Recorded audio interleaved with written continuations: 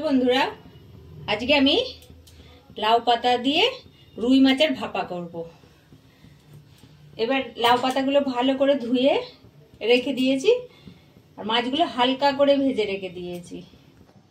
এই দেখুন, এইটা আমি সাদা সর্ষে, কালো সর্ষে আর পোস্ত ভেজে দিয়ে রেখে দিয়েছি। এবার এই ভিজানো সর্ষে পোস্তটা সুন্দর করে বেটে নিয়ে আসবো।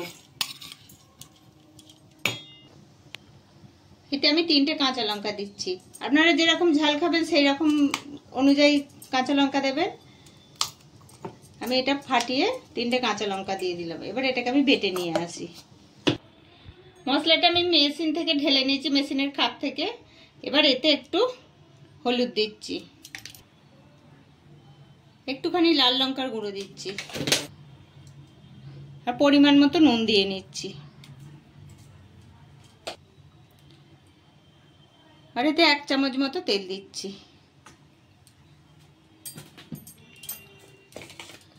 এবার সবগুলো সুন্দর করে মাখিয়ে নিচ্ছি, সব মশলাগুলো।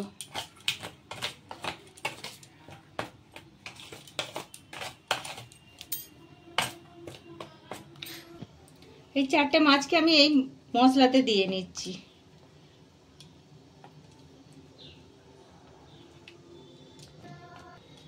এই দেখুন, এবার এই লাউ পাতাটায় আমি একটা মাছ তুলে দিচ্ছি আর ওপরে একটু মশলা দিয়ে দিচ্ছি। এই দেখুন, আর এতে একটু চেরা কাঁচা লঙ্কা দিয়ে নিচ্ছি। এবার এটাকে আমি ভালো করে মুড়ে দেবো। এই দেখুন, কৌটোটায় একটু সামান্য তেল মাখিয়ে নিচ্ছি।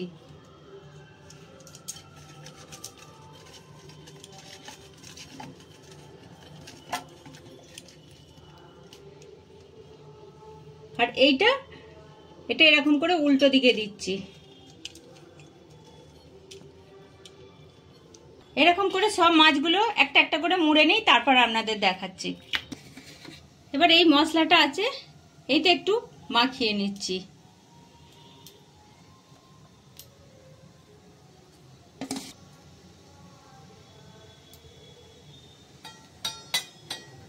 আমি পাত্রটা চেঞ্জ করে নিয়েছি, কারণ ওটা ছোট হচ্ছিল, ধরছিল না বলে একটা বড় এতে নিয়ে নিয়েছি। এই দেখুন, একটুখানি জল দিচ্ছি এতে।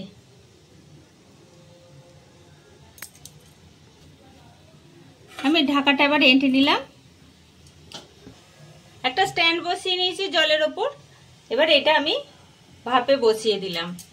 আমি এটাতে ঢাকা দিয়ে দিলাম, দিয়ে এবার 20 মিনিটের জন্য ভাপে বসিয়ে দিলাম। এই দেখুন, 20 মিনিট পর খুলেছি এটা। এটা একবার হালকা করে উল্টে দেবো।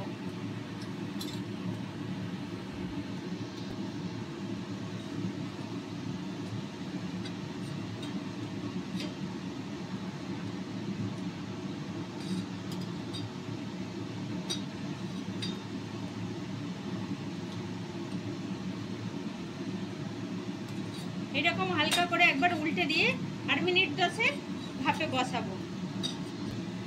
এবার এটাকে আমি মিনিট 10 জন্য ভাপে বসাবো।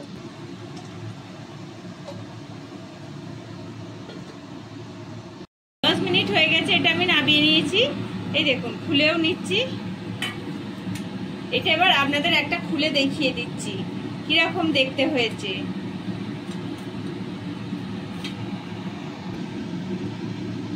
এই দেখুন, এই পাতাটাও তো সঙ্গে খেয়ে নেওয়া হবে।